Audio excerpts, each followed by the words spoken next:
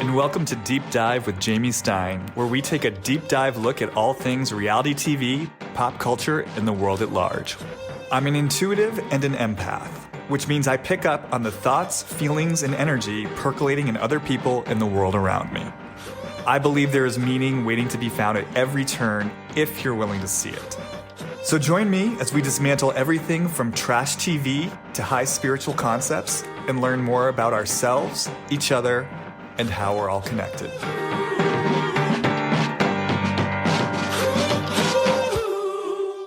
Hey everyone, and welcome back to another episode of Deep Dive with Jamie Stein. Today is what I would consider my version of a spontaneous episode. I kind of use sarcastic air quotes around spontaneous.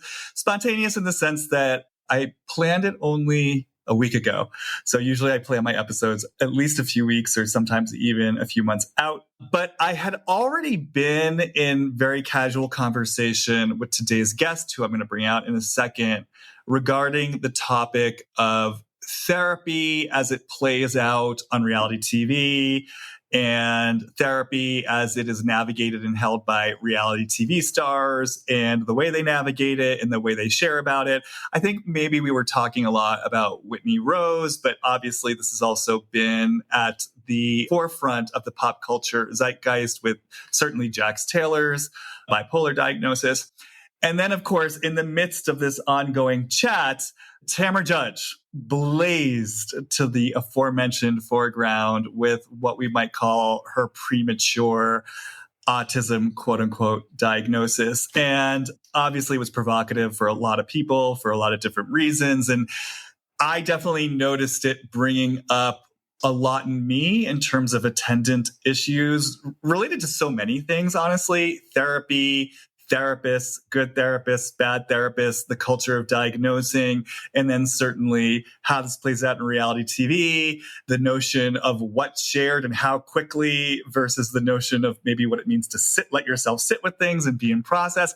There's so much here that I just felt like could be of interest and benefit to the listeners. So I thought, you know what, why not hop to the podcast airwaves and dive into this? I also will mention I posted just like a little quick hit in my response on Instagram, and just definitely noticed there was a lot of engagement and a lot of interest and a lot of people saying they wanted to hear more about it. So that was even more an impetus to get on here and to, give it a little bit of the deep dive treatment. So yeah, on that note, let me bring out my guest. She was actually a recent guest, or more technically, I was a guest on her podcast, but I cross-released it on this podcast. She is one half of the Unhinged and On Camera power duo. As mentioned before, Unhinged and On Camera is a podcast that is hosted by both a licensed therapist and also a reality TV producer. And they look at Bravo celebrities through the fused lens of the therapeutic lens and the reality TV lens. I am, of course, welcoming the therapeutic half of that lens back to the podcast, or officially first time to the podcast. So welcome to the deep dive, Sam Katz. Hi, Sam. Hi, thank you. Yeah, I'm excited to have this conversation. Maybe I should start with just like naming my identities, just because I feel like that's a really important thing I do in therapy, to try to acknowledge the power imbalance that happens in a therapeutic relationship. So I am a white woman. I live in New York City. I'm a psychotherapist, but most specifically, I'm a licensed clinical social worker. And so people understand like therapists can come with different forms of education and training. And mine is a master's degree in social work and a bunch of years of clinical practice and a bunch of tests I had to take in order to be able to practice. I am able to diagnose some things, which I think is important to recognize in the context of Tamra coming out with this diagnosis, that therapists can't diagnose everything, and autism being one of the things that we don't tend to diagnose. Yeah, so that's where I'm at. That's, just naming some of my nervousness coming into the space. I also want to name that I will not be diagnosing any Bravo celebrities, anyone I don't know. Even though I have capacities to diagnose, I can only do that in the context of a working relationship and assessment with somebody. See, already you're bringing up, there's so many questions that I have, like just even Tamra aside, because we do live in this culture right now of armchair diagnoses, and there's so much that could be said about that. But maybe just for a little bit of context, because I do love to give my listeners and even myself some context, what is the definition or the difference or the distinction of social work versus, let's say, psychology or psychiatry? Well, I think they're different forms of study. Social work tends to study more specifically like human behavior and has a very specific approach to it, where psychology, it's a lot more research based in what I understand of the difference between social work and psychology. There's also licensed mental health counselors. There's also marriage and family counselors. So there's very many degrees to this that can all fit under the title of someone being a psychotherapist. And it just has a lot to do with training. I think that training then can speak to, if we want to go to the capitalism of it all, I think just to like how much more money you're going to get paid out as a professional in the field. But I think it also connects to the training that you're doing, the education that you're receiving. And so that's something also to attune yourselves to, of like different levels of work require different levels of supervision.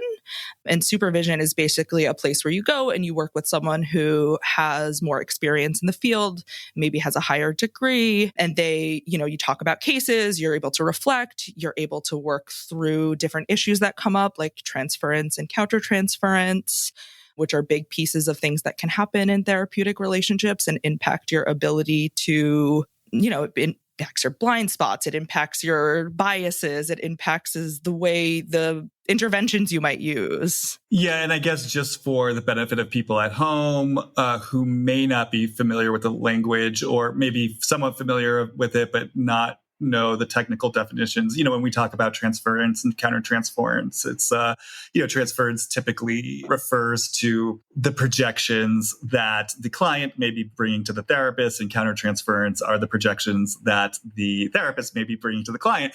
Because the truth is, and I think we'll probably get into this in this conversation, ultimately, therapists, and not just therapists, healers, energy workers, gurus, even our most respected, well-known spiritual thought leaders are all ultimately human beings. And we all go through some measure or level of countertransference just by virtue of being human. I mean, from a therapist's point of view, it can be as simple as I want to do a good job. I want to come through for my client. And then, in the right/wrong situation, that can almost become an anxiety or a neurotic fixation on getting a client results. And if they're not getting the kind of results I want them to get, like suddenly I'm agitated about it. And then as a therapist, I might be placing a demand on my client. So that's just kind of maybe a more benign, or maybe even not so benign example of countertransference. But that is what we mean.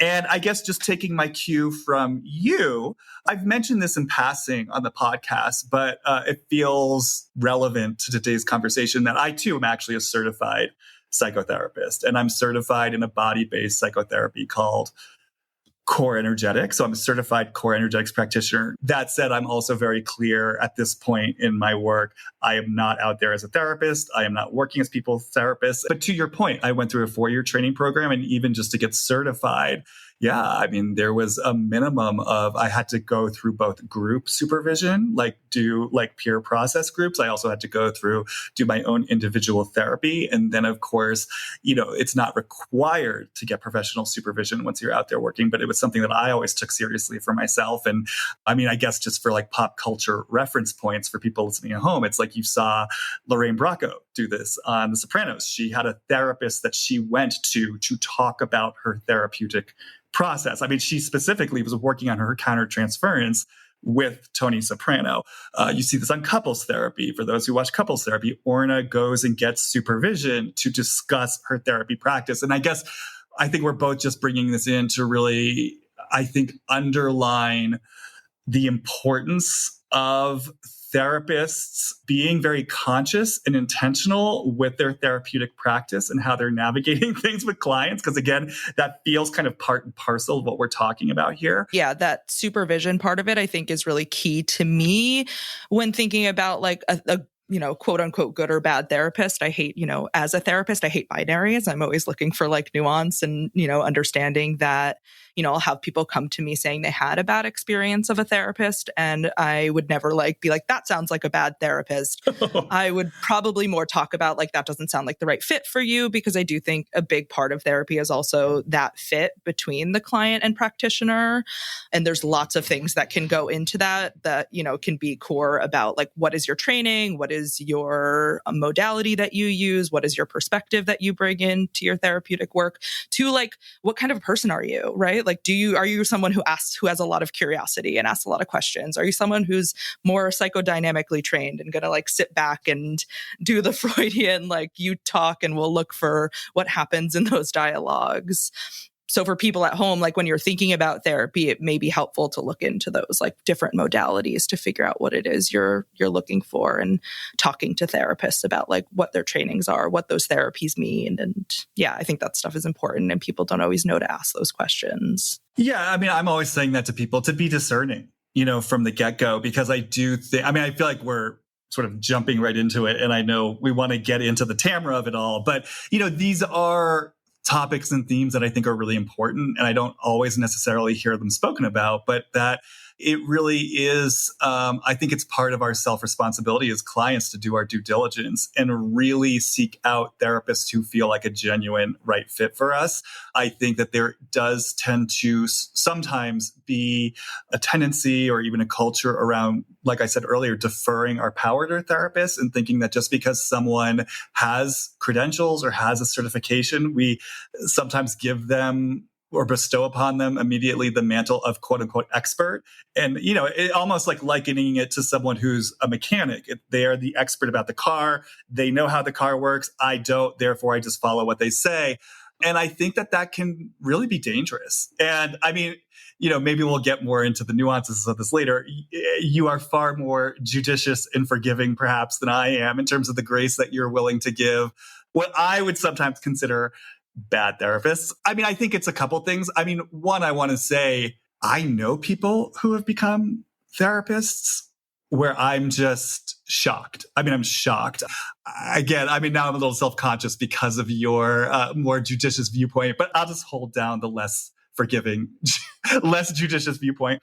No, it's just people who, let me just say this, never in a million years would I go to them. Never in a million years would I refer anyone to them. These are people who, and I think this is a real thing that happens, not just in the therapy world, but in the healing world, in the spiritual world, in the psychospiritual world, people who enter these positions of so-called expertise or authority as a way to avoid themselves, rather than themselves, to use Jack Taylor's term, being works in progress, being on their own journey and integrating the benefit of their wisdom and their self-curiosity to be of service and help to others.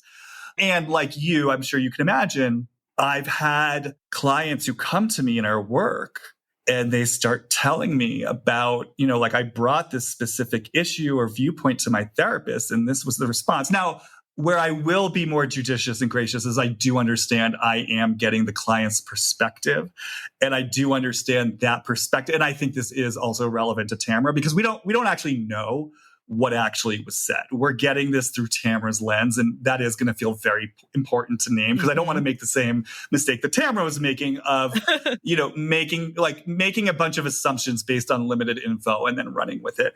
So I will say I am always aware I'm getting one side of the story, but a lot of these stories that I hear, particularly if it feels like it has the flavor or the grain of truth in it, it's almost like there's a healing for the client in our work together where I reflect to them if it's feeling true for me. Wow, like you were missed in a very deep and profound way.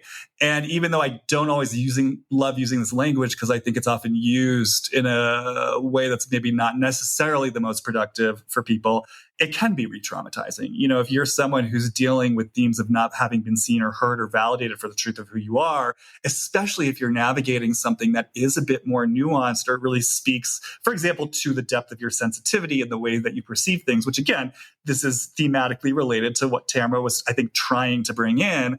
To have someone else who's in that position of so-called authority and expertise minimize that or dismiss that, I mean, even just saying it, I can just feel the potential devastation of that. And it breaks my heart that there are people who go looking for help. And then because they don't know any better, they invest this person with power and expertise. And they're not in a place yet in their own lives and in their own inner nervous systems where they're deeply aligned with their sense of truth. So when this person with so-called expertise basically minimizes what they're saying or in some way kind of shuts it down, and then their response is just to recoil because it's like it's that wound happening all over again, right? Yeah. I want to say, like, on top of that, I don't know if anyone has watched the new Will Ferrell documentary, Will and Harper, where he goes on this road trip with this person who was a writer for SNL who transitioned to be a woman. And Harper talks about their experience in therapy and trying to talk to the therapist about having this female identity, and the therapist is just very dismissive of it and very like, no, like that's nothing. And so that feels like an enactment of like what you're talking about around like ways therapists can be dismissive. And I think that's a huge piece of like being in supervision and being able to talk through like, why is something happening with this client that I'm not aligning with? Why am I having this experience with this client? And having that other perspective. As therapists, we're meant to be objective observers. And there are things that we can't always be objective on. If we don't have someone else to call us out or check us on that, or a way of doing that with ourselves, like that, I think that's a lot where that damaging process comes in. And like you were saying, that piece about vulnerability. And if you are a therapist who is uncomfortable with vulnerability, that's going to cause you to avoid getting vulnerable with your client and wanting to hold space for their vulnerability. Yeah. And especially, I mean, transitioning that to the spiritual community, I can't tell you the number of spiritual, again, quote unquote, healers and whatnot who I've encountered where it's just so clear they're so uncomfortable with things like rage, for example, and it immediately gets stigmatized. Or, this toxic positivity, like this demand on the client of, you just need to see it as, whatever, a gift from the universe. And if you don't, that's sort of like a failing in you. That's the thing. That's why I was especially careful to include this notion of the therapist or the therapist figure being in a state of constant curiosity and inquiry about themselves, because I really do believe this. Your capacity to hold space for everything in you is going to be directly proportionate to the degree to which you can hold that same compassionate space for what others are going through, and I feel like I'll say it, like part of what I'm proud about in my work is that there really is nothing that I'm afraid. Well, knock on wood, as of yet, there's nothing that I'm afraid of, and it's like, it really is a non-judgmental, full permission space for the gunk, for the shadow areas, for the rage, for the terror, for the sexuality, like wherever it wants to go, because I understand these are just facets of humanity. And I understand as long as they stay underground, that's where they become destructive. But when we bring things into the light of day, that's where we can really find out what's actually at the core of the energy, because I do have this fundamental belief that all energy at its core is good in some way or has some wisdom. The distortion comes in when we internalize messages about the energy and then suppress the energy. And then there's blind spots with the energy, and then the energy comes out distorted, right? Yeah. So to your first point, it's like, for me, it just feels so important. The spirit of curiosity from a therapist perspective, from a healer's perspective, like the willingness to just be curious about someone's experience. And it's like, if there isn't just that base level curiosity about the client's experience of what they're talking about, regardless of whether there's a blind spot, presumably there is a blind spot there, or else they wouldn't be here looking for help. But you have to understand their experience of the situation before you can even start going in there to support them, to dismantle it. And I think it's almost like I want to say this for the therapists in the audience, not that I'm like positioning myself as someone who's here to teach therapists about therapy, but, as someone, let's just say, who channels information, what's coming through me right now is the importance, like when anyone is in this type of role, therapist or not, of being of service to a client, this notion that, for me anyway, curiosity about their experience, what the experience means to them, how they're interpreting it, that just feels like it comes first and foremost. And so what I would actually say in terms of people who are seeking therapy or seeking help, like looking for that sense of curiosity or a willingness for a therapist or whomever to see and hear me in terms of how I currently see and hear myself, and that actually matters to them. Well, I just want to piggyback on that curiosity, and where if you're not curious, you need to be asking yourself why, like what's going on that I'm not feeling curious about this person, what's happening, because that's likely a countertransference that's coming up.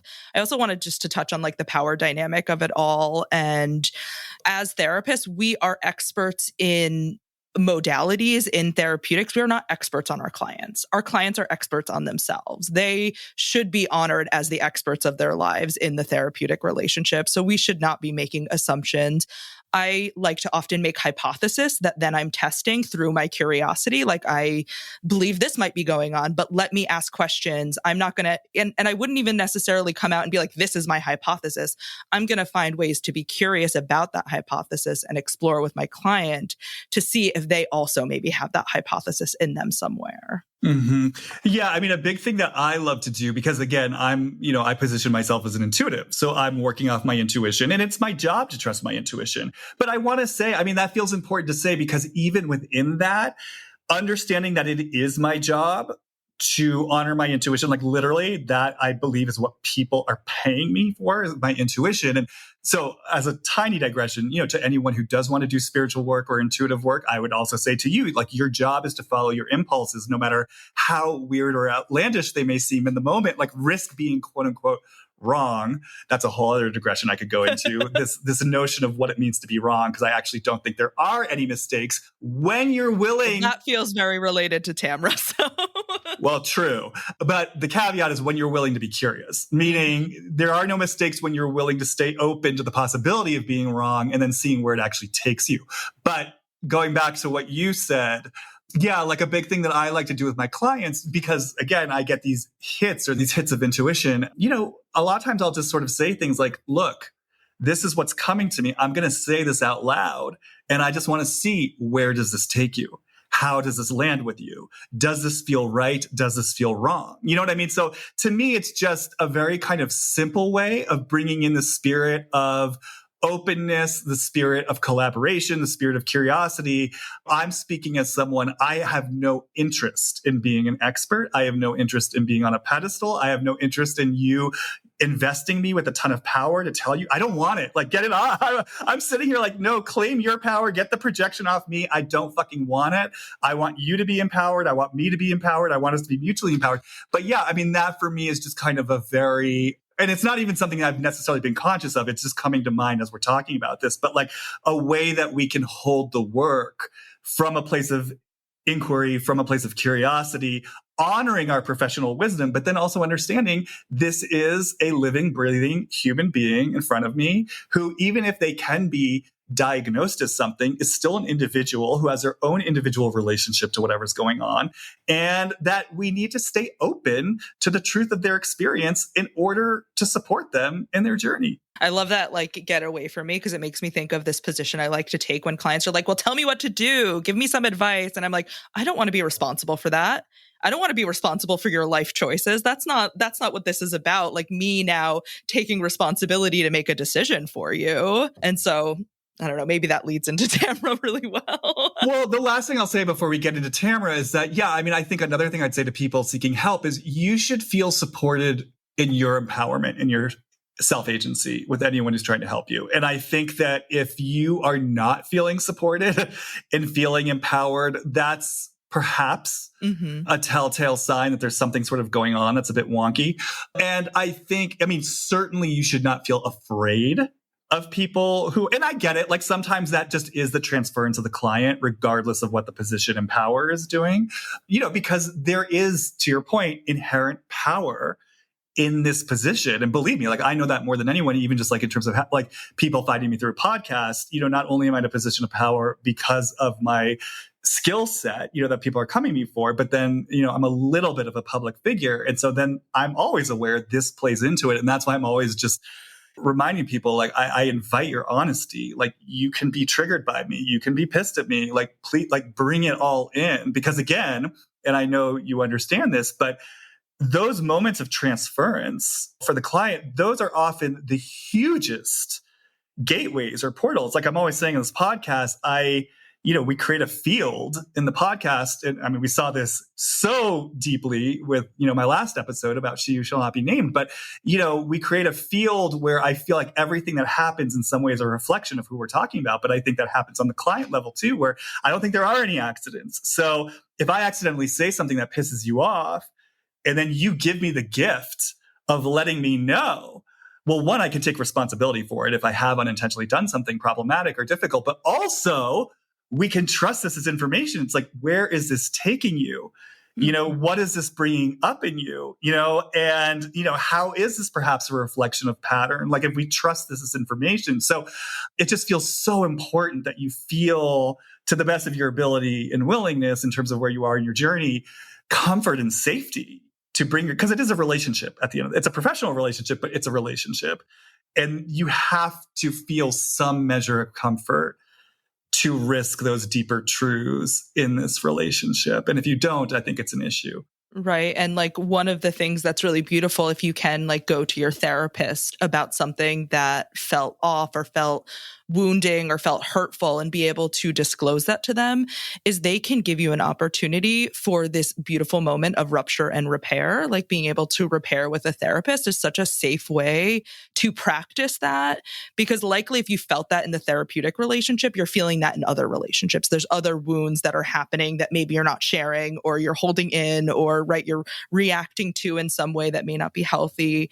And so being able to work through that process with a therapist can then help you do that even better in your personal lives. Right. And for me, from the spiritual perspective, as I'm always talking about, I just see everything in terms of pattern. So to your point, yes, like I just feel like if this is playing out in this relationship, I have to imagine this is playing out in other relationships and in life in general. And you hopefully have this amazing space where, like you're saying, you get to practice interfacing with pattern differently.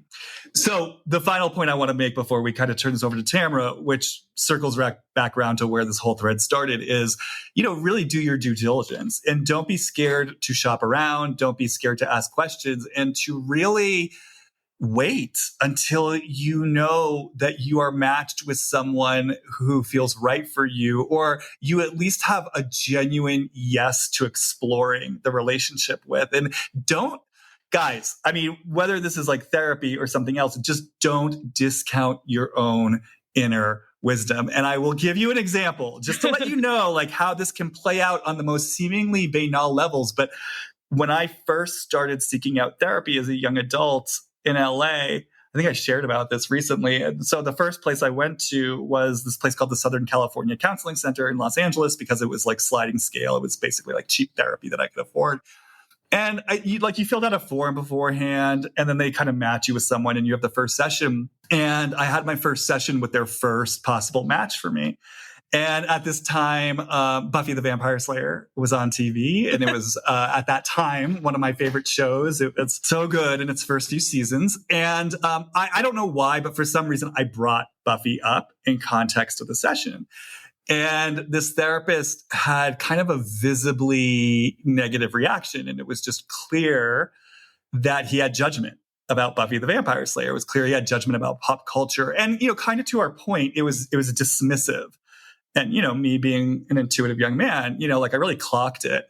And I just, right then and there, I just knew. I was like, this isn't the guy for me. It's like if he is going to jump to these sort of pre-made judgments about something like Buffy the Vampire Slayer, which, by the way, First 3 seasons, brilliant show. I mean, I think most people know this by now, but like culturally relevant, like brilliant, so well done. I mean, if you're judging the first few seasons of Buffy the Vampire Slayer, that's a you problem, not a me problem. But it sounds so banal, but again, it was inner wisdom. Like I just knew this wasn't a match. I also will say there was another telltale sign. I mentioned filling out that form because on that form, you kind of indicate the issues that are bringing you to therapy. And so I mentioned the different issues, and some of them were deeper than others. So when I was sitting in that chair with him, I knew I didn't want to start talking about the deeper issues until I felt a sense of safety. So again, honoring my process. I'm so proud of my younger self, honoring my process, honoring my inner wisdom. So I was bringing things to him that I was comfortable discussing. Mm-hmm. And I could tell he was sort of like breezing past them. And he wanted to get to the deeper stuff. Like he was sort of agitated to get in there. Mm. And it made me feel very on guard. It actually made me feel kind of, I don't know if used is the right word, but almost like objectified. Kind of what I was talking about at the beginning of my hypothetical example. It's like you're in counter transfer. Like you have a demand on me as the client to get to the deeper stuff because you've got something in this. And I just felt so unsafe. And so I didn't go back to him, and then I asked for another matchup. And I did get matched with someone who then was a match for me. And I went forward with him. So I'm just giving you a real life example of these are things that on the surface may seem small, or I know from working with people, these are the types of things that other people might ignore. Like these are the little red flags, the little alarm bells. And I just want to say, like, listen, like you should feel comfortable. And even if there are things pinging, you should at least feel comfortable, like we're saying, to bringing it up. I mean, maybe that's the one thing I might have suggested to my younger self of like, maybe see what it's like to bring this directly to him. I mean, I was like 22 years old, but that space should be there to feel seen and heard. And you should definitely take the selection seriously because again, from the less judicious viewpoint, not all therapists are created equal. And this is deep. This is, you're taking really deep care of your inner child when you do this. So you got to protect that inner child and really make sure that in and of itself can be healing, like finding the right help for your inner child and what he, she, they need. Yeah, I agree with all of that. I could keep going, but maybe I could keep going on many digressions. Okay, so thank you, Tamra. An ode, a moment of an acknowledgement and appreciation for Tamra Judge for opening up this conversation because she's definitely bringing things to the surface as these reality TV archetypes do. So let's bring Tamra in. So for anyone who doesn't know, basically, Tamra, as we all know, has been having a very difficult season on OC. She's been receiving a lot of fan backlash. It sounds like it compelled her to go get therapy for the first time. She had, it sounds like, one session of therapy. In this session, the therapist apparently made a comment to the effect of, Tamra was talking about certain sort of experiences that she has in her life, like sensory overload, difficulty looking people in the eye. I think her main thing was just feeling like she has trouble sometimes empathizing with other people's feelings. And apparently, according to her, the therapist made the comment along the lines of, these sound like symptoms of autism, or these are often sometimes the signs of autism. Tamra has this session. Literally 15 minutes later, she comes on 2 T's in a Pod. She's very upset. She does say the words on 2 T's in a Pod, I am on the spectrum. And this kicked off a lot of backlash, understandably. People really sort of holding her feet to the fire about not understanding what autism is, co-opting autism, people feeling like she was using autism as an excuse for her behavior. We'll get into sort of what happened next. Like initially, she kind of doubled down on it defensively. Finally, she issued an apology. And here we are. So that's my little breakdown. Well, first, for everyone to know, I think just like for some psychoeducation, autism spectrum diagnosis is not something that is evaluated in one therapy session. Oftentimes, you have to go to a therapist who will then refer you to a psychologist, a neuropsychologist, a psychiatrist who will complete usually a multi-day battery of testing to assess if you are on the spectrum and the severity of that. So I think a lot of people had that reaction because if you are someone who you personally or have a child who had to go through it, it is an arduous, difficult, expensive, because oftentimes a lot of these testings aren't covered by insurance, they're not free. You can't go to your community. I work at a community mental health clinic. We do not provide that kind of testing. We refer out. and finding somebody who will cover it, waiting on long wait lists. And I think a lot of people, if you've had someone in your life or you are someone who's gone through this, that in itself is sort of like, ouch, like this doesn't see my experience and the challenges that I had to go through. And the lack of like understanding of the privilege to just come out and say that, I think felt like what I was experiencing of my own reaction to it and other people's reaction to it. So just so everyone knows, that is the process for evaluation and diagnosis. It is not 1 2-hour therapy session. So that felt important to say. There's a couple other things that kind of came up for me. So when she kind of came out with her apology, she also said this was in conversation with my therapist who I've known for years. And that kind of triggered a little bit of a red flag for me around like, what does that mean that you've known them for years? And again, I don't have a whole lot of context to that. So that could just mean like, I don't know, maybe one of her kids saw them for therapy, but whatever it is, it's like, if you've known this therapist for years, to me, that speaks to potentially a conflict of interest or a dual relationship. I don't want to say that for sure, because again, we only have her short little response for the context of that. But yeah, you should not be going to see a therapist that you know in other contexts. That is a conflict of interest that can potentially create a lot of lack of objectivity issues, lack of boundary issues, role confusion issues, HIPAA issues, and a bigger like licensing exploitation. There's just so many issues that can be presented if there is a dual relationship there. Yeah, I'm just really taking in what you're saying. I mean, there really is so much here, which is kind of what makes it so delicious, because there really is like a systemic piece. I mean, even in hearing you speak, when I hear you talk about families can't afford it, like that, it really hit me. I mean, just the state of healthcare in this country, the lack of access to the healthcare we need. As I sort of talked about in a recent episode, this notion of just like the system can't sustain itself. So I think I'm just really even just taking that in. I'm feeling the presence of the individuals and the families who need help and don't have access to help. And even just this notion of, I can't even afford the diagnosis. Or the determination to see if there is a diagnosis. And, I'm suddenly hearing the voice of, so let's just even look the other way. You know what I mean? If it's manageable to a degree. And it's just, I don't know, it hits me very deeply. And then even just taking this off of autism, available mental health and how inaccessible that can be. I mentioned Orna from couples therapy, and I saw this whole thread on Reddit when I was researching couples therapy, and people really having like earnest debates about her hourly, because I think it's something like $800 an hour. I mean, you mentioned it, capitalism, right? There's just a lot embedded in this.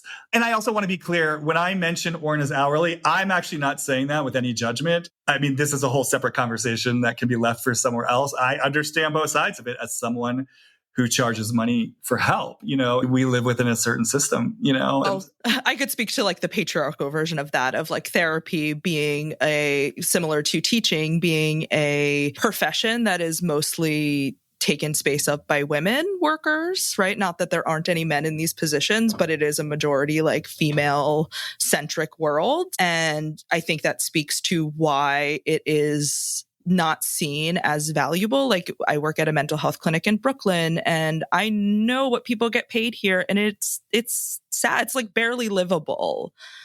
And that, I think, has to do with a bigger societal like look at like what's valuable.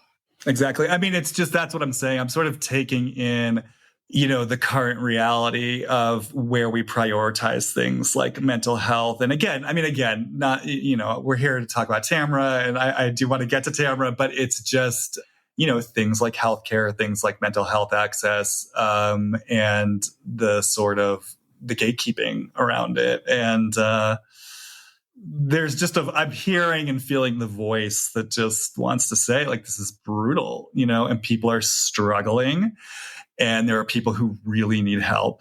And it's an issue. To be as reductive as possible, it's an issue, right? Coming back to Tamra, though, so if we really slow this down for a second, or if I slow this down, let me just say up top, do I think there was an aspect of this where Tamra was definitely unconsciously victimizing herself? Yes. And we'll talk about that. And do I think that she, yes, ended up saying something that was problematic and had an impact on people? 100%. And is that impact completely justified and understandable? 100%. And is it on her to take responsibility for that? 100%. And we'll get into all that. I will say, big picture, I just couldn't help feeling a bit bad for her. You and I are probably going to feel differently about this. What I saw, what I felt like I saw, oh God, that's what I'm saying. It's so much all at once. I felt like big picture, what I saw was, yes, Tamra once again having a difficult season, which is her responsibility. She's having a difficult season as a result of her behavior on the show. Let's be clear about that. I am not making excuses for her behavior on the show. She is in a reality of her own making, right? Having a difficult season and going and seeking help, which I want to say, like, flowers. I actually want to say, like, hands off, hats off to her, especially approaching 60. I really want to say this. She's never done therapy before, which I want to say, like, in this day and age, that's pretty old school at this point. I mean, I know she's a little bit older, but especially the world she's in. I mean, even Teresa Giudice has been getting therapy. You know what I mean? It's like when a first generation American, like old school Italian who, we've seen, she could be the definition of like human blinders. When Teresa is going and getting therapy, the cultural tide is changing. So I really want to say, like, Tamra has literally never had a single session of therapy. As I was talking about on Instagram, this is a woman that we know has seen some stuff. There's like a history of mental health. I think I got it wrong on my Instagram Live. I said her mother. I think it was her grandmother, actually, who suffered. I might be getting this wrong. I want to say schizophrenia, some sort of diagnosable disorder. I think she was institutionalized for it. Her father struggled with alcoholism and also, by her own description, was raised in a family that she's talked about, like, they never said, I love you. It sounds like there was an experience for her of it sort of being like sort of a cold, unfeeling home. So, and then not to mention being, a teenage mom, not to mention the marriage to Simon. Again, from the place of pattern, I look at Tamra and I just see a woman who's gone through a lot. And I'm sure there's more that she has gone through that she has never shared, because it does feel like she has a very deep relationship to compartmentalization and soldiering through things. So I'm kind of like, okay, look, regardless of where this has come from and her bad behavior on the show, she has been taken to her knees.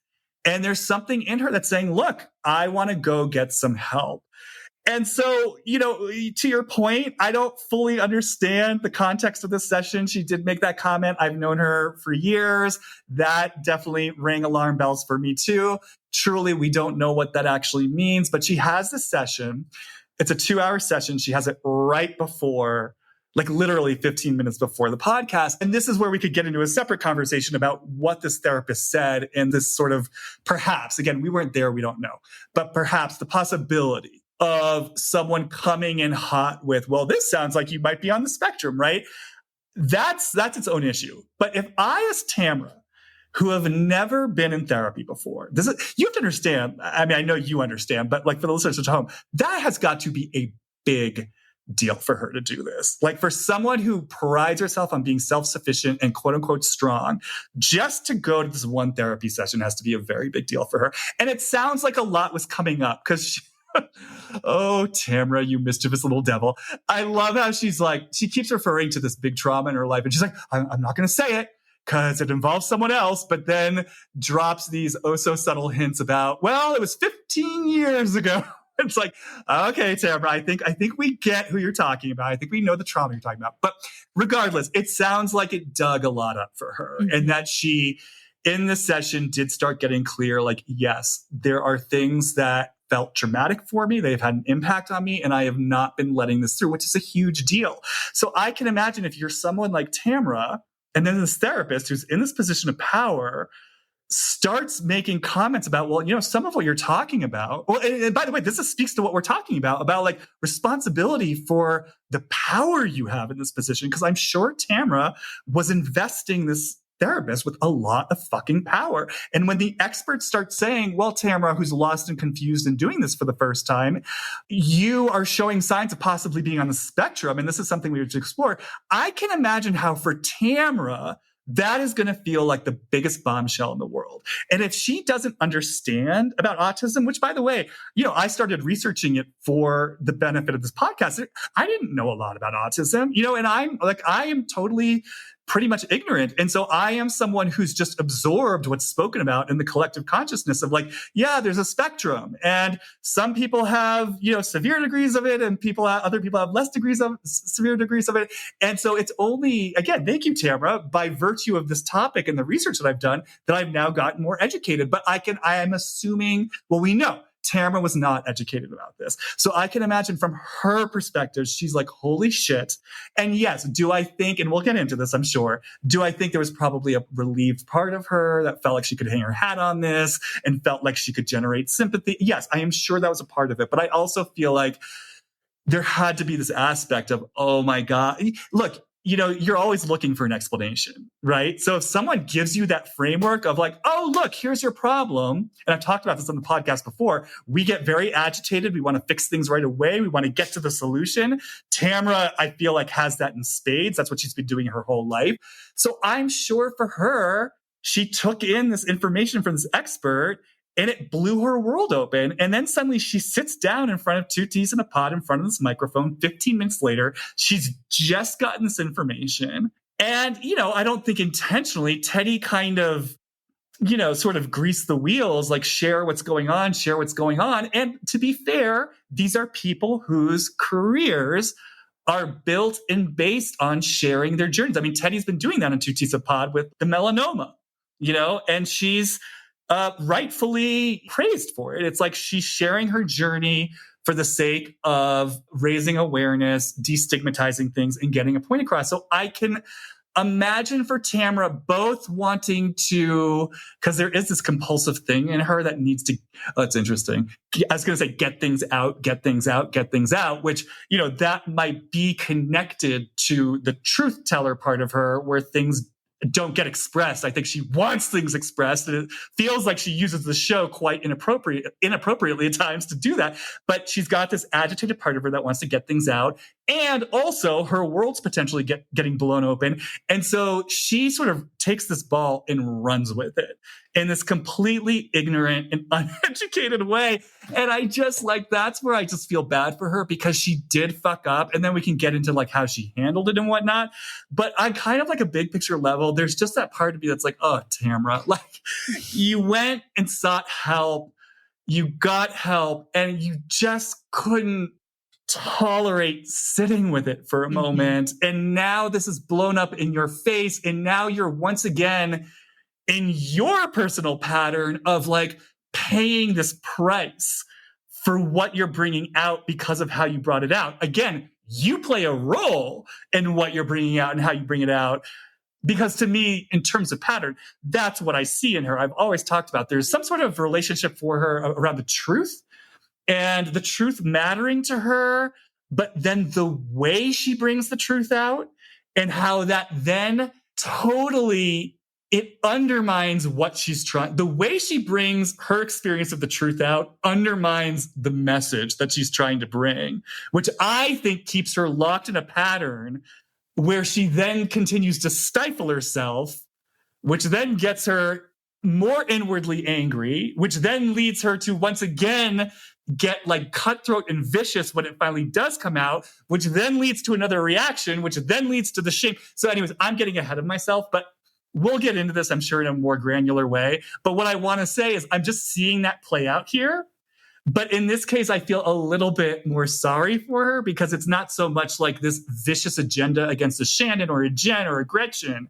This was just her in her nascent first step of a therapeutic process. And I'm just oh, Tamra, why did you do this to yourself? So I said a ton. Oh my God, so much. Okay. So I just want to start with my journey of when I heard this. So my first experience of, Tamra listening to the little whatever spiel I heard on Instagram of Tamra on Two Teas in a Pod was, okay, she clearly had this experience of people are not receiving me this season the way I thought I was being. Like, I thought I was showing up one way. I thought I was right? I thought I was living the truth. I thought I was doing things right. And now everyone is kind of attacking me. And so there's some discrepancy happening here. Mm-hmm. And I need to understand this like dissonance. So, go to therapy. That's a great place to start to explore those things. Like, why am I not seeing things the way everyone else is seeing them? And my guess is in that first session, I think when I experience people in first sessions, there's sort of like two things that happen. They give that like headlines overview of all the big things in their life. Like, here's this, and not going deeper. Or they go into like a trauma dump where it's like, let me tell you all the details now as fast as possible so I don't have to sit and go deeper into them. And so my guess is she did one of those two things, because I think generally that's just for someone who hasn't been in therapy, maybe the way you show up. And that the therapist reflected a lot of things back, maybe brought in some different ideas of what they were seeing. And I really like this idea that I do think she gave the therapist a lot of power to help her try to understand. Like, she wanted the therapist to give her the answer of why there's this dissonance. And so then I think maybe autism got brought up in some probably smaller capacity than we realize as like viewers of her story. Because I think for myself, when I have a client come back, they'll be like, I've really been sitting with something you said last week. And I'm like, oh, what was it? And then they'll say it and I'll be like, that felt like a nothing. Like, it felt like the things that sit with people tend to be the things that don't sit with us. And I'll be like, but what about all this other really big stuff we talked about? It's like, no, it's this thing that like sat with me. I do have a little less grace for Tamra in kind of going on the podcast, because it feels more calculated, because there's first the recording of it, then there's the editing of it, then there's the posting of it and naming it. There's this whole process that went into that. She could have been like, there were many points to like stop that from coming out, and she didn't. And so that makes me feel like the therapist naming this autism thing, however they named it, felt almost like a gift to Tamra of, I don't have to do deeper exploration into myself because I'm autistic. And I think there's a place that I totally feel she is someone who experienced tons and tons of trauma, and that has affected the way she sees the world. I really like what you're talking about her experience of truth and her demand for the truth. I do this trauma therapy called cognitive processing therapy, which is a structured cognitive behavioral therapy that's meant to undo different ways we internalize trauma and make meaning of it. But often what happens with trauma is we see the world in black and white, because that helps us know where we're safe and where we're not safe. And I think Tamra's relationship to the truth is one only for other people. It's not her truth. It's about what's true for other, like what she understands to be true for other people. Because if we're really looking at her truth, there's a lot of like misinformation that she's given us about her marriage, about her children, right? Like I don't know what the truth is there. There's her truth. There's Sydney's truth. There's even Simon's truth. Yeah, thank you. Trying to think of all the names, but there's everyone's truth. And one of the things they say in CPT is, speaking of spectrums, that truth is on a spectrum, and that truth isn't like either all or nothing. Yeah, there's so much to what you said. So I love it. We're breaking it all down. It's interesting. I'm in complete agreement with you about the cognitive dissonance of her processing this season, because I didn't really drop in too much before this, but I did a quick little drop in of Tamra towards the quote unquote diagnosis. I see it very similarly as you, but it takes me somewhere different. But yeah, it was this feeling of, I definitely felt the place of relief of like, okay, like I've got this explanation. Like I said, I could hang my hat on this. But when I followed it, part of what I was really feeling, and I really felt this, was this sense of Tamra feeling, and this feels important to say, like perhaps for listeners, because I think people have been really baffled and confused by her behavior this season on the show to a degree. And what really struck me when I dropped into her, if I trust this information, is what you're speaking to, that she's genuinely confused by the audience reaction. Like that this really took her by surprise, that she really thought, like she genuinely believed she was on the right side of things. Again, quote unquote, right. What does the right even mean? But like from Tamra's perspective, because we see her acting out and we see the cruelty and we can feel it. And I almost think maybe sometimes we then assume like that's the lens from which the person who's sort of perpetrating the cruelty is coming from. But what I really felt was like, no, I'm right about this. I'm staunchly right. I am on the right side of history. So in the same way that people think they're on the right side of history in terms of like whatever, it really felt to me like Tamra thought she was right. And then to receive this backlash, to me as Tamra, it just felt so confusing. I literally, I don't understand this. And in this place where I do have this relationship, I think on some level too, my voice historically being shut down, and then I rage, and then I regret. I'm in this push-pull between pushing my voice down for the sake of relationship or keeping the peace, being furious about it. Then it swells up in a rage, right? And then I get penalized for the rage, which reinforces the shame, right? So I push it back. This is the cycle I was talking about before. This, to me, for Tamra, just felt like, from a place of pattern, the most heightened version of the rage and the regret. And it's almost like, as her, what I'm feeling now, it's like, it is that kind of rush of energy of like, I'm seizing my voice. I'm fucking saying it. And especially like if we look towards Shannon, where it does feel like she bottled a lot up for a long time of like, I'm fucking saying it. And I have a right to this. And I'm fucking right. And same thing with Vicky. Because that's the thing. Like, Tamra is someone who, in these relationships with both Vicky and Shannon, she did betray a lot of her boundaries for the sake of those relationships. You saw it. She made concessions in order to stay in relationship with them. Just even like forgiving Vicky for the Eddie rumors and stuff like that. You could kind of feel it. She's like, all right, I'm pushing something aside to stay in relationship with you. So I think that swells up and comes out. And what I'm really drawn to as I say all this from both of us is I'm just suddenly feeling just the sharpness of that divide between her thinking she was right and then the audience reaction and her confusion. Because it to use her terms, it feels so black or white. Mm-hmm. Like, it feels like she genuinely doesn't understand. And the reason why I'm saying this is it feels to me, from a place of pattern, like I feel like I'm picking up an energy in Tamra, her energetic system, her family system, this notion. And this is where I think it comes back to the truth-telling aspect. Things like, when I feel this kind of like, I just keep visualizing it as this like rock barrier divide between her energetic experience of what's right and then the backlash. And it feels kind of like this thick wall between the conscious world and everything that's not being said in some way. Like, I just suddenly experience her as like, there's just this divide where all this stuff lives underneath the surface.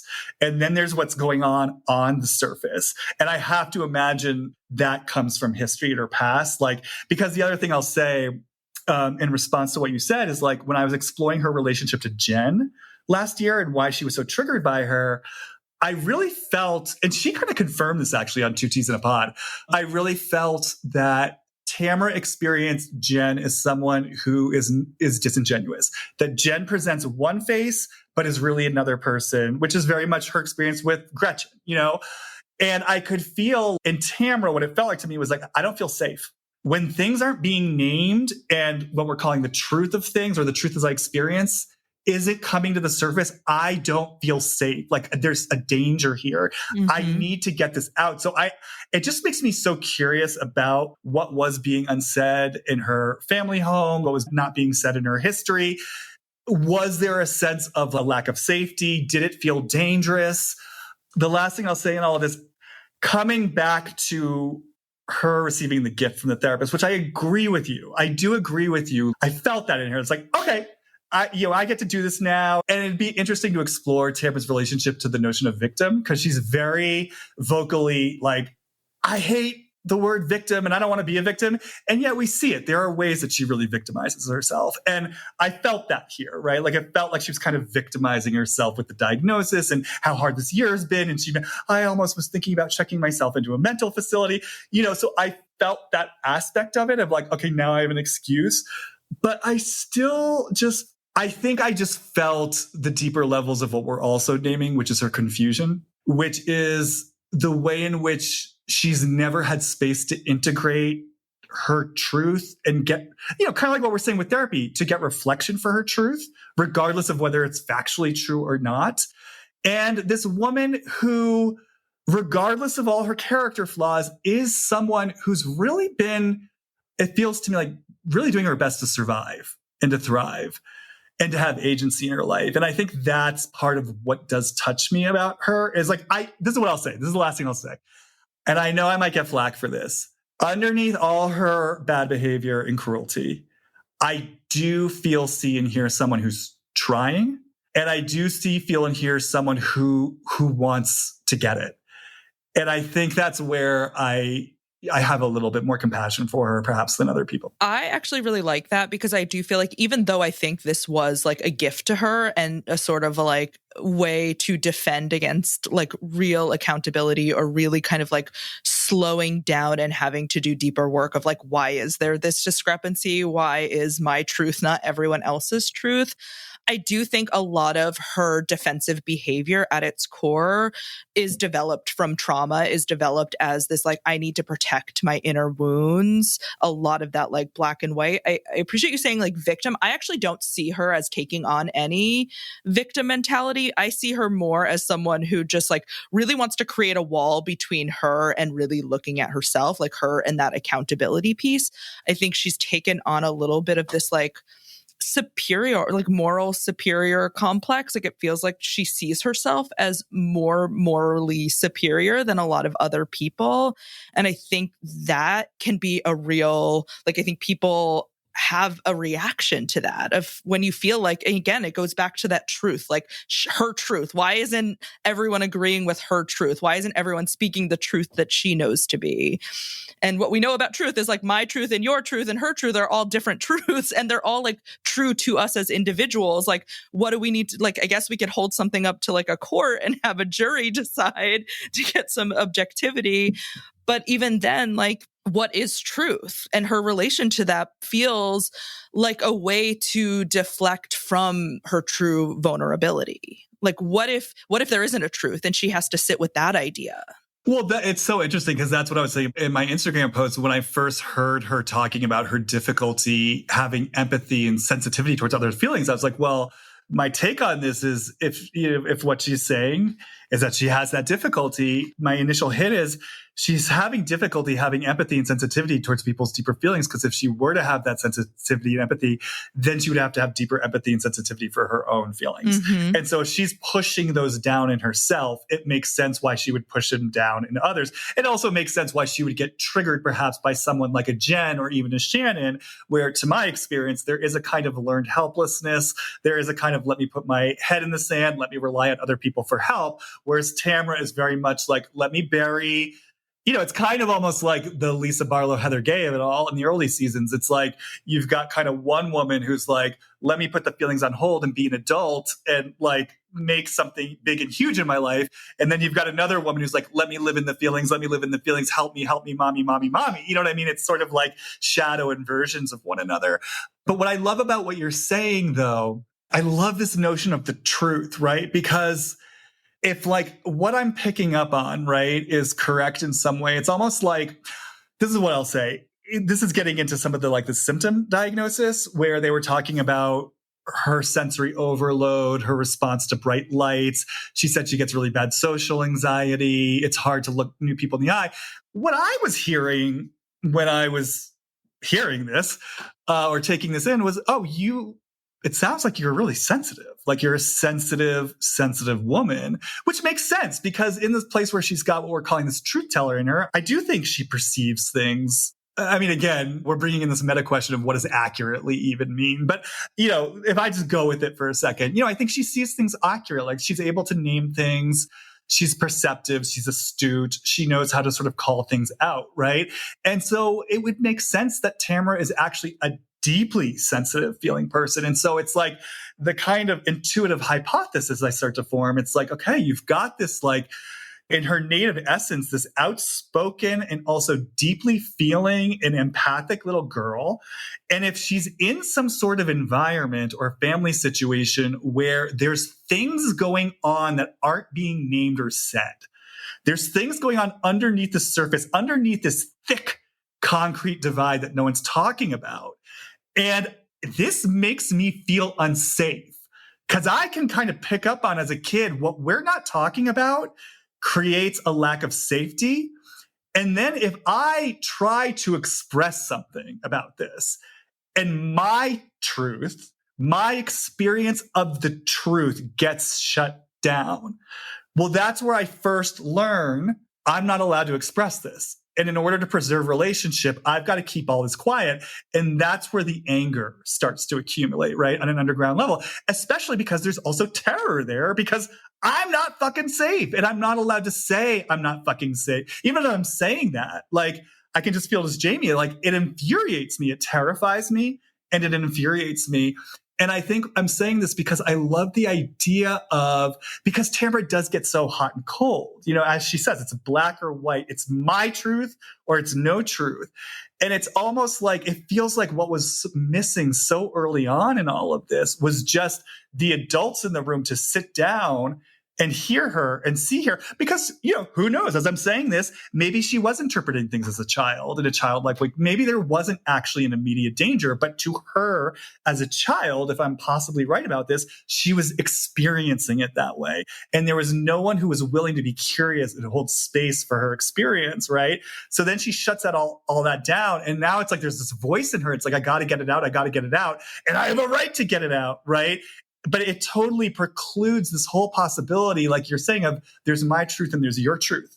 And hey, Jen, can we sit across from each other and let me just bring you my experience of you? I mean, I feel like actually Gina modeled that really well last year, where Jen, it's so interesting that Jen is so provocative for people. I think that says stuff about who Jen is in her native essence. But, you know, last season, Gina was getting fucking triggered by Jen, as Jen claims she wasn't an adulteress. I guess we'll never know, but Gina was triggered by her as an adulteress. But I felt like Gina ultimately did a really good job of coming to her and saying, you know what? You are bringing stuff up for me. This is my trigger. This is why I'm uncomfortable with you. And then Jen was able to receive that. And then they were able to work on their relationship. And it's almost like Tamra has no capacity yet for, or understanding of, I think it comes from, she has no learned experience that there's space for her truth. So with her, it is sort of either or, where it's like either she's suppressing it or she's coming out with a flamethrower. It's almost like, if I'm right about what I'm saying, and there's actually like a historical sense of danger connected to what's not being said in her nervous system, that if she were to sit down, just like you and I are sitting down right now, and to calmly express her experience of these people, and then to be willing to hear their experience and be in that sort of nuanced place of mutual truth, that permission would almost open up the energetic doorway for all the underground fear and terror to come out. Because she's neither shutting it down, nor she's fucking splattering it all out. And I want to say, she talked about social anxiety. She's talked about, I deal with being on the show by drinking. There is fear in her. There is terror in her. So I'm standing by my intuitive hit from last year that I think for her, she feels in danger when she feels like people are being true to who she thinks they are. So, and I'll just, translate that in context of what we're bringing in, AKA there is not room for people to take in her experience of what's going on around her and the danger that she feels. Well, I wonder what that brings up for me is like when I'm working with a couple and they have like two different experiences of each other and it feels like they can't hear each other and they're like yelling louder and louder their own experience. And this feeling of, oh, if I listen or really take in someone else's truth, then does it negate my own? Right. And that feels a lot of like what Tamra's experiencing, like, oh, if my truth isn't the only truth, then it's negated, right? Like if I have to hold space for the duality that both of our experiences are true and real, then it's like I can't like I think you're right about that trauma part that like can't tolerate holding that space. Probably came from a family where, a lot of truth got shut down, and therefore like she had to get louder and louder and louder in order to like take up any space. And we even see that with her and Simon in that like final season where their marriage is collapsing, where she's like, she gets louder and louder and louder and has to like have her truth. And then even with this whole thing with Simon and Sydney and like, what is the truth of like what's happening there? It feels like there's some piece of her that can't accept that the kid's truth of Simon may be different than her truth of Simon. And then that makes it hard for them all to have a relationship with each other. And I think, just even bringing more of the black and white thinking, I totally agree with you. And what I would add on to that is it not only, potentially negates my truth, but if I accept some form of accountability and self-responsibility, I am now the bad guy. Mm-hmm. It's like seeing these things in, such a binary way of it's like, it's either your truth or my truth. I'm either the good guy or I'm the bad guy. I'm either right or I'm wrong. You're either right or you're wrong. Because especially with something like Sydney, right? I have to imagine, we're seeing this play out in Salt Lake City right now.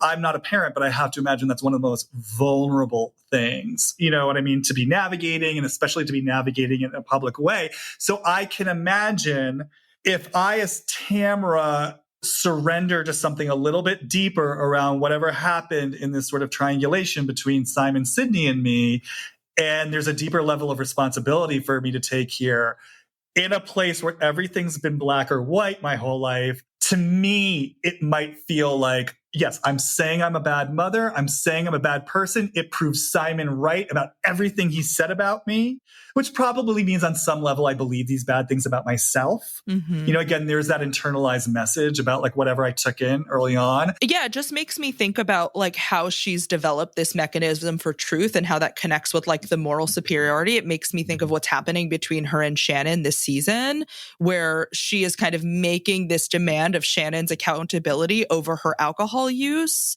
But then she kind of comes in again with the gift of diagnosis, social anxiety, that like, that's my drinking is social anxiety. Mm-hmm. But like for her, there's no space that like, well, what is Shannon's drinking? That's not just her being a lush and like, right? Like hers is coming from a place of something emotionally going on with her too, but there isn't space for that because like, I think like you said, there's sort of like, well, she's got to be the bad guy and I've got to be the good guy because there isn't room for us both to just be wounded. Well, and also as I explored previously, I also think she's got built up resentments towards Shannon. And, Shannon is another one where it's like, when I sort of dropped into her towards Shannon last year, Shannon's feigned helplessness, like that Shannon dropped her and then kind of like, I don't know what you're talking about. I texted you about your phone. There's something about, like, I just hear this voice and like, take responsibility for yourself. Like, don't look the other way. Don't put your fucking head in the sand. And then when I say that, I'm just totally seeing her mother, Sandy. Like, if I were to trust this, I'd say maybe there's a voice in Tamra that's saying to her mom, don't put your fucking head in the sand. Because suddenly I'm really experiencing, we've seen very little of Sandy, but just intuitively, I'm suddenly experiencing Sandy that way of like, don't ask, don't tell, look the other way. And so I think there is that underlying charge in Tamra of like, you guys have to see and hear this. Like I was saying before, it's like, it's making me furious that no one's looking at this and I have to abide by that silence. So when it comes out, it's just got this historical charge of like what we're saying. I'm right. You're wrong. I've paid a price for your silence. I've paid a price for this silence. I'm not fucking doing it anymore. And then again, maybe I'm repeating myself, but I think what we're bringing in is to surrender to an adult perspective of nuance and there not being one universal absolute truth. I think that's a direct express line to the core fear and terror that's at the heart of this anxiety.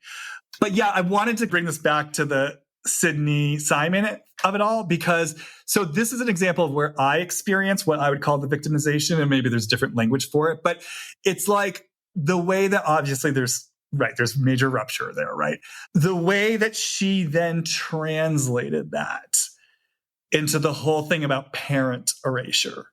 Now, and again, I want to say we don't know. Well, this is the thing I was about to say. We don't know what she's been doing behind the scenes and what therapy she got. I guess she wasn't getting any therapy because she just had her first. I think they did do some family therapy. Okay, they did some family, but Tamra didn't do individual therapy for this. I was going to say, based on what we've seen publicly, I don't think that I've really witnessed Tamra taking responsibility for whatever her part in it might be. We know that. And I'm so intrigued by her compulsivity and her impulsivity, and maybe that's something to explore. But, like we know, for example, that Sydney was like, yeah, you can come to my graduation, don't post any pictures. Then she posted the picture, right? It's like the girl can't help herself. So what I'm saying is we know that, look, Tamra, I am sure, and I'm safe to say is not innocent. But where she took this publicly anyway, was to a place of parent erasure. The way she wielded that even on the show. It's so interesting because I do believe Tamra has depth of feeling that needs and wants to be expressed. And I'm sure people get this from listening. I feel deep respect for what feels like very real trauma that she has a right to explore and process. So I have deep respect for the depth of what I perceive as Tamra's emotional experience. And I'll also say, I see what she does on the show. Like, I agree with a lot of people where often it feels like crocodile tears. It feels like manipulative tears. And even when she was talking about her diagnosis, quote unquote diagnosis on Two T's in a Pod, I mean, I want to be careful about what I say about this. I think consciously the emotion was real for her. I don't think Tamra was sitting there thinking, oh, I'm going to produce fake tears. I am sure for Tamra and Tamra's conscious mind, that was a very real emotional experience. Now, for me as Jamie, and I think for a lot of other people, and I think in some ways to your point, did it also feel performative in ways of like, oh, now I get to show the world I have this diagnosis and I get to hang my hat on this? Yeah. Just like she kind of did with the parent erasure and how difficult it was. It feels like what happens is there's this urgent voice of her truth that wants to come out. She brings it out like a flamethrower. Then she gets punished and penalized for it. And to our point, if she were to take real responsibility for where this took her in a nuanced way, right? It's like she's so concerned. It means I'm wrong. It means I'm bad. It means everything everyone's ever said about me is true. So she pushes that away. And then it's like, okay, let me bring out a narrative that quote unquote explains what I've done and elicits the sympathy that deep down I think I deserve, because I think there is a genuine place where her inner child deserves compassion. I don't think it's where she says she deserves compassion, because I don't think she's even clear yet on where she deserves compassion. Mm-hmm. But I think there's something in her that's like, I want something seen and heard with compassion.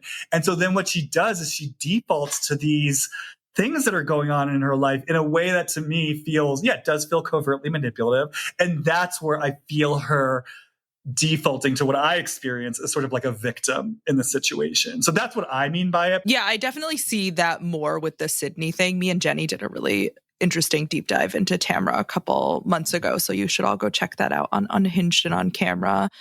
But we talk a lot about sort of where it feels like, it does feel like in that situation, she takes on a little bit of victim. And I do think it has to do with disowning her own role in like how that all went down and why it is the way it is.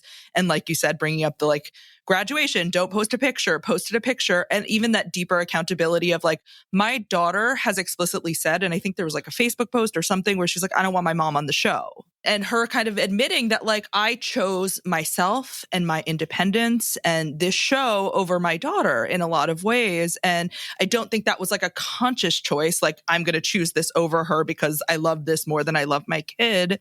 But I think it has to do with like her story of how the show allowed her to reclaim her independence and her identity.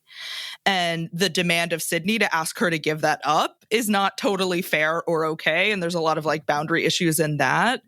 So yeah, I do see where there's a place that like she's had to take on this, again, like lack of accountability, victim mentality. And I think it still kind of sits in the gray area of those two things where she doesn't completely own her choices and her behavior. I guess I kind of see that in everything now. Like now that I'm like flashing through like images of Tamra in moments when it feels like you play a role in what's happening, even with her and Shannon, and that anger that she builds up and explodes and gets resentful around. It's like, well, you had a role in how that went down. And instead of exploring like, why are my relationships like this? There's like a, no, you are the problem and you need to admit you're the problem. And if you don't, I'm like gonna freak out. Mm-hmm. And I listened to your guys' Tamra episode and I loved what you said. You just touched on it right now, but I loved how you talked about the fact that even though, yes, there was a request from Sydney, and you even talked about it right now in terms of like, yeah, well, perhaps Tamra did make this choice of the show over Sydney's request. And a lot of people talk about that online in a very harsh way. But I loved what you said on your episode about she has a right to make that choice. You know what I mean? She actually has a right to make that choice. And, you know, even what you said just now about like, there are ways in which that might be an unfair demand from Sydney. And I think just even in terms of like Because the truth is, and I want to say more about the role the show is playing in Tamra's overall life process, but the truth is the show in that first leg of her journey, before her return, let's say, it really did facilitate something powerful for her. And it really did allow her to claim her independence. And it really created a lot of amazing things for her in turning her life around. And so I can totally understand why she would want to give the show up. And I like the idea of bringing in the question of like, what is a parent's responsibility in terms of quote unquote compromise with a kid and a kid's demand, right? But I think to our sort of overall point, there's also something really potentially powerful about Tamra coming out and saying, you know what? My daughter, well, first of all, not talking about her daughter at all because her daughter doesn't want to be talked about. But if she is going to talk about her daughter, to essentially say, yeah, my daughter has made this request and I've just gotten clear. Like this show, this is important to me. And it doesn't feel like a reasonable request to me. You know what I mean? So there's something about that could be really powerful, right? But that's living in the nuance of multiple truths. Mm-hmm. You were talking about accountability in her relationship with Shannon and what she did. Yeah, it's kind of like there's a couple things I'll say. It's like I remember, in terms of like the relationship with Shannon and the role she's played, like, I remember actually being so disappointed last season when she got on that boat ride and got drunk and kind of exploded, because I remember, anyone who's listened to this, like I really felt so supportive of Tamra really claiming the hurt and the heartbreak and the anger of being dropped by Shannon. For some reason, this is my countertransference, that hit something in me, like that feeling of feeling just sort of used by this person. So anyways, but I was very, very supportive of Tamra. And, it's like when she flew into that drunken rage on the boat, I was just like, oh, fuck. You lost the moral high ground. You lost the plot. Now this is going to become, and this is what happens with Tamra. This is going to become about your delivery. Mm-hmm. This is going to become about your messiness. This is going to become about the way you went about this. And you just lost like the power of what you have to express. And again, I feel like this is just what it always comes back to with her, where it's like, can you just tolerate the emotional experience and like tolerate? Now, what's interesting about Shannon is I feel like she did initially try to do that actually at their first lunch. And she bumped up against this thing in Shannon that is, I want to say very particular to Shannon, because we've seen over here, Jen is willing to hang out in emotional nuance when people bring things to her. So this is very specific to Shannon, but Shannon and I think Vicky, these are women who will throw up the brick wall and sort of deny.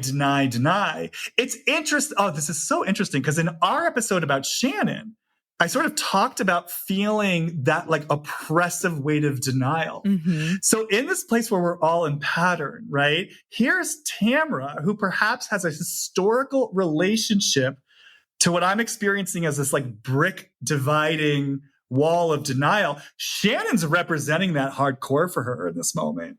So it kind of makes sense that if Tamra's trying to work something out with her initially, and she experiences this familiar feeling of banging up against a wall where someone's not going to see her or hear her, I get it why, again, this woman who's never done an ounce of therapy and has just been surviving, is going to suddenly freak out because it's like bringing her to this old place. It's so interesting because it's like, this is where I love it. It's like the push-pull, the yin and the yang. It's like Tamra's version of not being a victim is let me bury things. Let me put all the feelings underneath that brick divider. Let me soldier forward.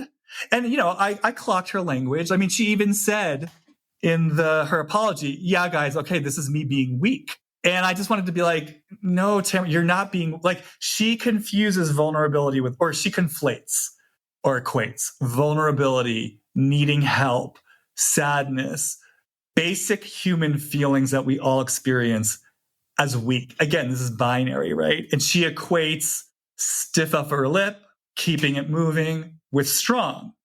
And then to make it even more binary, strong is good, weak is bad, right? And so she's got this version of strength and what she calls being a victim. I actually think she's been labeling an experience of vulnerability as being a victim that actually isn't being a victim. It's just being vulnerable, right? And again, I have to say, interesting that Jen and Shannon trigger her so much because they're very comfortable being in that sort of vulnerability. I think they play their own games there.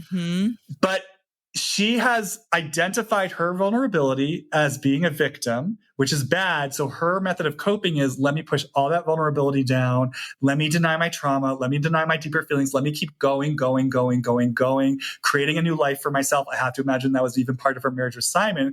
And then what happens is, like we're saying, all this stuff builds up in her. She explodes, feeling like she has a right to speak because she's not been seen or heard by herself, first and foremost, and by others. Then she gets called out for it, rightfully so. She gets called out for it. And so then that's where, like I said before, it's like she can't tolerate taking that accountability that would take her to a deeper place of nuance, perhaps confirm all her worst fears about herself. So that's when she defaults to these like little things she can hang her hat on for sympathy. And in doing so, she unwittingly makes herself what I would call a victim. I love that journey. Because she's not in the true feelings of it. You know what I mean? No, I was going to say something very similar. Like, I love that journey of it because I think you're right. Like, for her, she becomes a victim in wanting to deny being a victim, right? Like the protection of being really vulnerable, she ends up victimizing herself in that like lack of accountability, that lack of ability to connect with her more sensitive, or I guess sensitive isn't the word, but her more vulnerable just feels like the only word that kind of sits with it, of like what those emotions are that she's very scared of. Exactly. And I love this because this is where I bring the psycho-spiritual lens into it. This is exactly it. It's both things at once. It's like there's life task work for Tamra here, I think, around this notion of victimhood and what that means. And it's like sort of two sides of the same coin. And what we're also illustrating is the unconscious choices we make that keep us stuck in our patterns where we go round and round. Because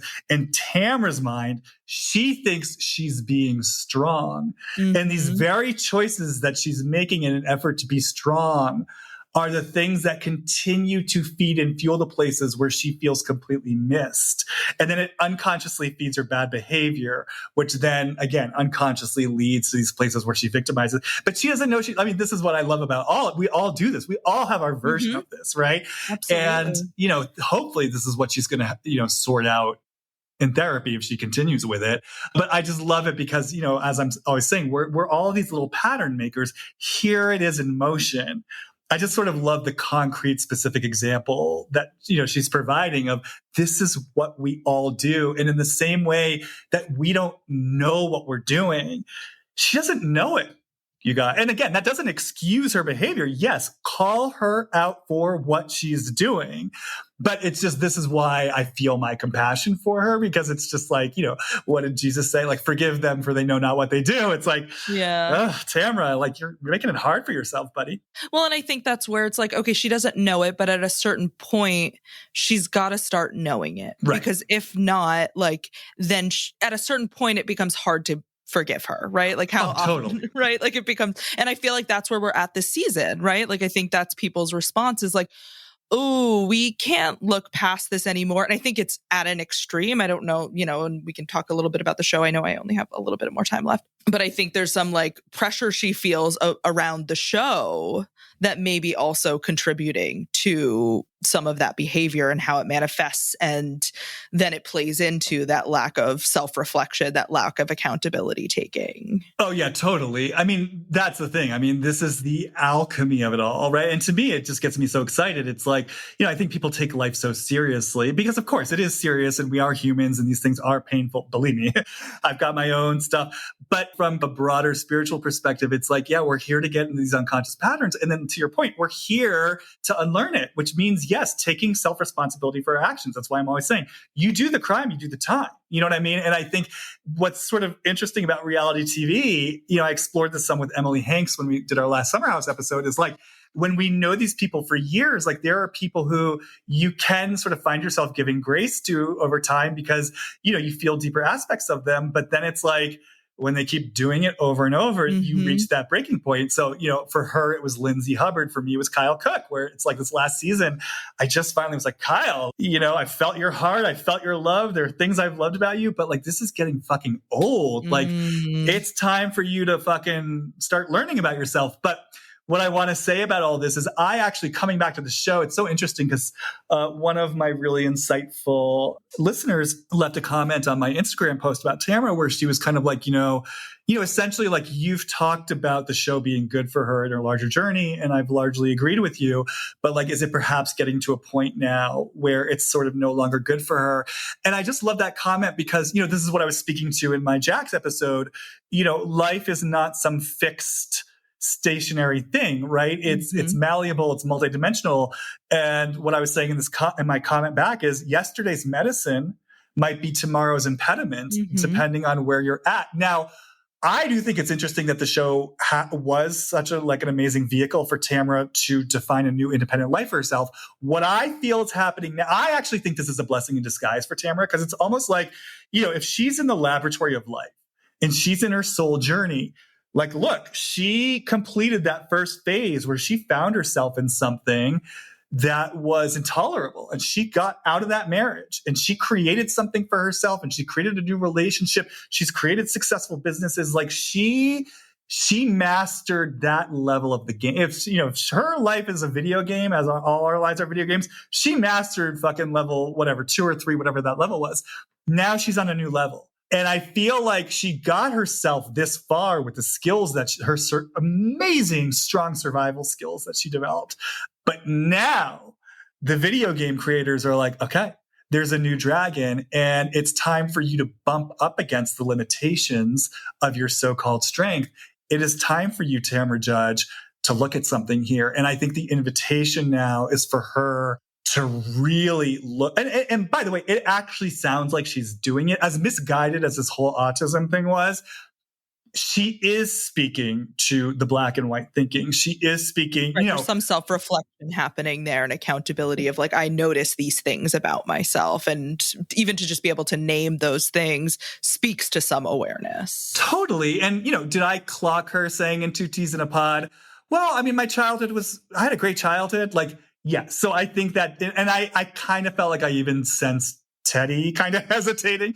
This is something you hear a lot from people. Oh, my childhood was great. But, I think there's some of that denial. But I think the invitation now is like, okay, Tamra, you got yourself this far.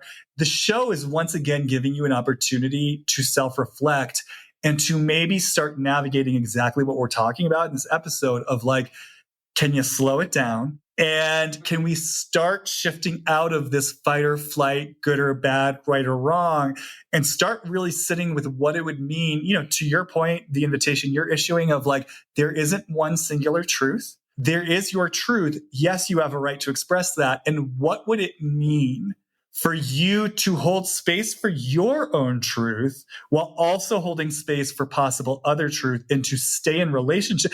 Even when I'm saying this, Sam, like just on an empathic level, I just feel the bracing in the heart. And I just feel I took a breath. I was like, oh, I feel how I feel how challenging that will be for her and what a journey that's going to be for her. Yeah, I'm just hearing danger, danger, danger, danger. Mm-hmm. So there is some sort of, look, I don't know what went on in her personal history.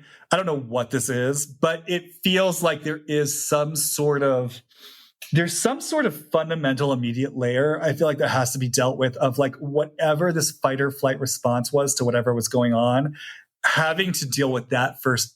I don't know if I want to say first and foremost, but really having to deal with that first and foremost, I'm saying it, because it just feels like that is what throws up these, what's the word? It's like I'm seeing a castle where the drawbridge just shoots up, and then they well, let's go like Maslow's hierarchy of need, like safety is number one. And if you don't feel that sense of safety, you can't reach the other needs. Right, exactly. And so her issues with safety are impacting all those other places that eventually get you to that self-actualization, right? Where you're, and obviously that's a higher need that you meet much later in life, but she is a 60-year-old woman. feels like a part of her trajectory. Yeah, well, I was going to say, I mean, it really feels like, her mastery from a soul perspective, like the soul mastery that's wanted for her is to, I mean, again, she's got incredible gifts as a self-sufficient survivor who knows how to like actualize things for herself. So that's amazing. And, what an amazing thing to model for other women, too. But I think the mastery for her now is to go back and reclaim the vulnerability, the sensitivity, the part of her that needs and wants help, like the empathic part of her that actually is sensitive to people and that can then actually be in the complexity of relationship with people, marrying that strong survivor with that more empathetic, sensitive, inner child in her. And, I just, even when I say that, like my heart starts to light up. I think there's something really amazing for her there. And what's just coming to me in this moment is like, it's interesting, right? Because she's about to turn 60. She's a very youthful 60. But I just have this feeling for her, like if she were to really do that integration work, she's just getting started. I feel like this whole kind of like back half of her life where she might be doing things that are totally new and unexpected, because that is part of her. I mean, look, we see it just from what we've seen. She's an evolver. She's already lived several lifetimes and she's not afraid to take risks. So like, teenage mom, marriage to Simon, where she's at now. So I just want to see her. I actually think it's just going to facilitate her to keep going, but in an integrated way that's of service rather than in this kind of hyper defensive way where she's preemptively shooting her flamethrower and like burning the fucking house down because she's so scared it's going to happen to her first. All right. There's a lot there. Yeah, I could keep going, but I'm also mindful that I do have to get home to my child. No, it's good. I love speaking of dividers, I love imposed boundaries on the episodes because it just gives us permission to stop. All right, Sam, thank you for joining me on this ride. I feel like we covered a lot, actually. Tell people where they can find you and what they should look out for. Check out our podcast and our Instagram, which is Unhinged and On Camera, spelled out just like that. You can find us on Instagram. We're also on wherever you get your podcasts. You should listen to our Tamra episode as well. It's a good sort of counter to this, as well as our Shannon episode that we did with Jamie, which I feel like also is kind of encapsulated in this conversation. Yeah. Thank you, Jamie. Oh, thank you. And as always, you can find me on Instagram, Jamie Stein, JamieStein. And guys, I am opening up just 3 spots for intensives before the end of the year. So if what I am talking about in terms of pattern making, soul mastery, if this speaks to you, if you want help and support identifying how you are unconsciously creating your patterns and how to start untangling them and how they're actually here to serve you, to bring you back to the truth of who you are and what you're meant to be doing in this lifetime, I'll put a link to the quick little application in my show notes. You can click it, fill it out, send it in to me, and we can go from there. And that's it, you guys. I will be back. The last thing I'll say, actually, just as a little side note, I was really so touched by all the responses I got from the last episode about She Who Shall Not Be Named, both just, one, your concern for me, but also just, I don't want to say how seriously people took it. It sounds so dramatic, but I really kind of felt you all with me, and I felt us all going on this journey. I know a lot of people felt the energy. I got a lot of DMs from people telling me like they were getting headaches, they were feeling nausea, that their like podcast playback got interference. And it just, I don't know, there was something about it that really touched me. I felt you, the listeners, with me on this journey. And I feel like we really did all as a group tap into something that felt very deep and powerful. And it felt like it got brought out into the light of illumination. And I just wanted to acknowledge that. It really felt like a ride. And I just appreciate you guys being there with me. So that's it. And as always, love to hear from you. Message me, email me, DM me, and I will see you guys on the flip side. Bye.